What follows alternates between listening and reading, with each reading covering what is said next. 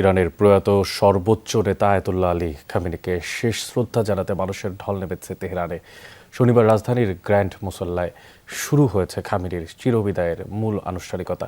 7 দিনব্যাপী আয়োজনে অংশ নিচ্ছে অন্তত 100 দেশের প্রতিনিধিরা।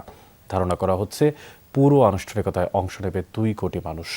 তেহরান, কোম এবং ইরাকের কারবালা ও নাজাফে জানাজা শেষে আগামী 9 জুলাই জন্মস্থান মাশহাদে দাফন করা হবে প্রয়াত ইরানি নেতাকে। রেইনবো অ্যাক্রোপ্লাস্টে অ্যাক্রিলিক এমালশন থাকায় মুছে ফেলা যায় যে কোনো দাগ সহজেই। Rainbow Paints.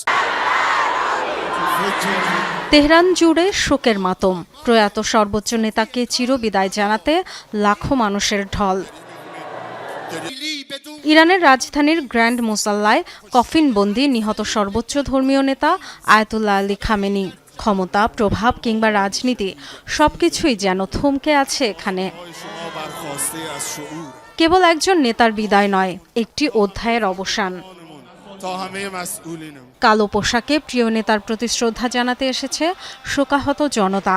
হাতে কোরআন, দেশের পতাকা আর প্রিয় নেতার ছবি।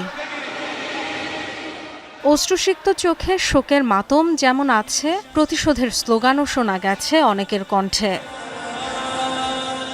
বৃহস্পতিবার রাজধানীর ইমাম খোমেনি হোসাইনিয়াতে উন্মোচন করা হয় খামেনির কফিন। প্রথমবার প্রকাশ্যে আসে সর্বোচ্চ ধর্মীয় নেতা, তার পুত্রবধূ, 14 মাসের নাতনি, কন্যা ও জামাতার মরদেহ।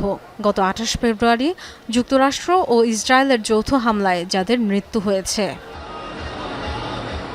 নিহতদের প্রতি সম্মান জানান বিভিন্ন দেশ ও ধর্মের প্রতিনিধিরা। উপস্থিত ছিলেন ভারত, পাকিস্তান, ইন্দোনেশিয়া সহ 30 দেশের কয়েকটি দল। সপ্তাহব্যাপী চলবে আলী খামেনির শেষ বিদায়ের আনুষ্ঠানিকতা। 6 জুলাই তেহরানের প্রথম দফা জানাজার পর খামেনি সহ অন্যদের মরদেহ নেওয়া হবে পবিত্র কোম শহরে। সেখানে আরেক দফা জানাজার পর 8 জুলাই ইরাকে নেওয়া হবে মরদেহ। নাজাফ ও কারবালায় আরও 2 ধাপে হওয়ার কথা জানাজা। 9 জুলাই মাশহাদ শহরে ইমাম রেজার মাজারে সমাহিত করা হবে আয়াতুল্লাহ খামেনিকে। ধারণা করা হচ্ছে আনুমানিক 2 কোটি লোক সমাগম হতে পারে আয়াতুল্লাহ খামেনির জানাজায়। Dorothy Tasrin, Jamuna news.